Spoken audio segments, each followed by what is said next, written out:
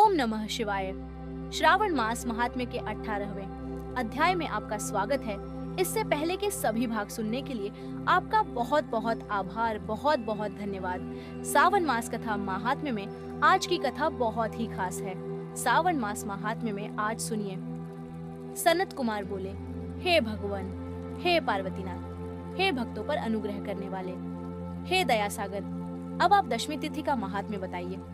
ईश्वर बोले, हे सनत कुमार, श्रावण मास में शुक्ल पक्ष की दशमी तिथि से यह व्रत आरंभ करें।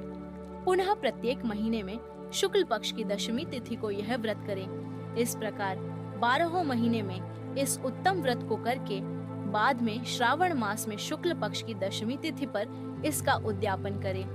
राज्य की इच्छा रखने वाले राजपुत्र, उत्तम कृषि के लिए कृषक, व्यवसाय के लिए वैश्य पुत्र, पुत्र प्राप्ति के लिए गर्भिणी स्त्री, धर्म अर्थ काम की सिद्धि के लिए सामान्य जन श्रेष्ठ वर की अभिलाषा रखने वाली कन्या, यज्ञ करने की कामना वाले ब्राह्मण श्रेष्ठ, आरोग्य के लिए रोगी और दीर्घकालिक पति के परदेश रहने पर उसके आने के लिए पत्नी, इन सबको तथा इसके अतिरिक्त अन्य लोगों को भी इस दशमी व्रत को करना चाहिए। जिस कारण जिसे कष्ट हो तब उसके निवारण हेतु उस मनुष्य को यह व्रत करना चाहिए।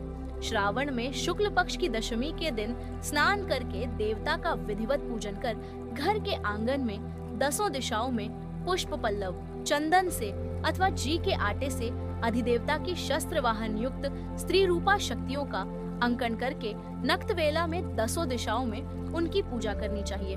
घृत मिश्रित नैवेद्य अर्पण करके उन्हें पृथक पृथक दीपक प्रदान करना चाहिए। उस समय जो फल उपलब्ध हो वह भी चढ़ाना चाहिए। इसके बाद अपने कार्य की सिद्धि के लिए इस प्रकार प्रार्थना करनी चाहिए। हे दिग्देवता, मेरी आशाएं पूर्ण हो और मेरे मनोरथ सिद्ध हो। आप लोगों की कृपा से सदा कल्याण हो। इस प्रकार विधिवत पूजन करके ब्राह्मण को दक्षिणा देनी चाहिए। हे मुनिश्रेष्ठ, इसी क्रम से प्रत्येक महीने में दशमी तिथि का व्रत सदा करना चाहिए और 1 वर्ष तक करने के अनंतर उद्यापन करना चाहिए। अब पूजन की विधि कही जाती है। सुवर्ण अथवा चांदी अथवा आटे से ही 10 दिशाओं को बनवाएं। उसके बाद स्नान करके भली भांति वस्त्राभूषण से अलंकृत होकर बंधु बांधवों के साथ भक्तिपूर्ण मन से 10 दिग्देवताओं का पूजन करना चाहिए।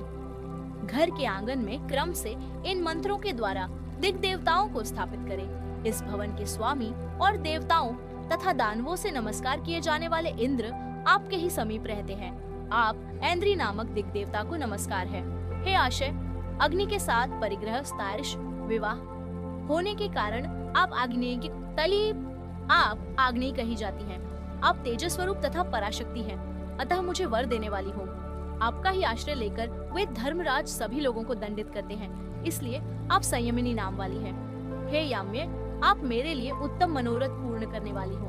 हाथ में खड्ग धारण किए हुए मृत्यु देवता आपका ही आश्रय ग्रहण करते हैं, अतः आप निरर्थी रूपा हैं। आप मेरी आशा को पूर्ण कीजिए।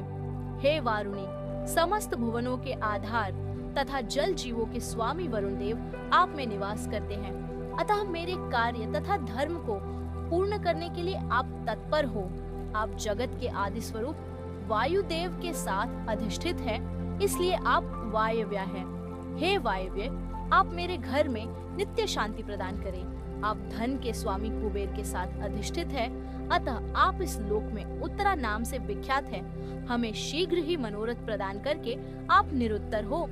हे ऐशानी, आप जगत के स्वामी शंभु के साथ सुशोभित होती हैं। हे शुभे, हे देवी, मेरी अभिलाषाओं को पूर्ण कीजिए। आपको नमस्कार है, नमस्कार है।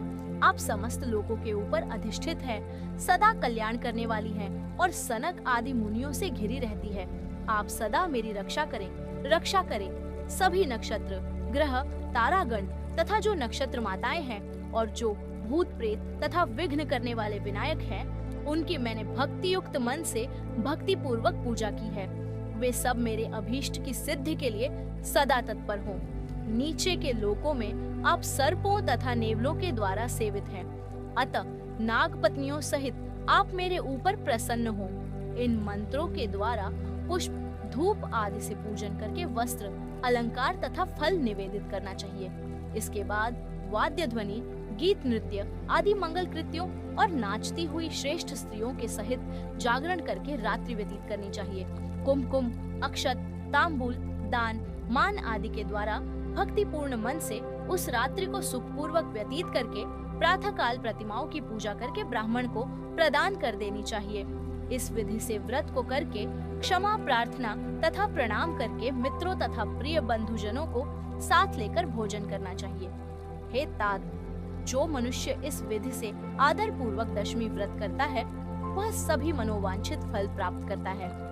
विशेष रूप से स्त्रियों को इस सनातन व्रत को करना चाहिए, क्योंकि मनुष्य जाति में स्त्रियां अधिक श्रद्धा कामना पारायण होती हैं। हे मुनि श्रेष्ठ, धन प्रदान करने वाले, यश देने वाले, आयु बढ़ाने वाले तथा सभी कामनाओं का फल प्रदान करने वाले इस व्रत को मैंने आपसे कह दिया। तीनों लोकों में अन्य कोई भी व्रत इसके समान नहीं है।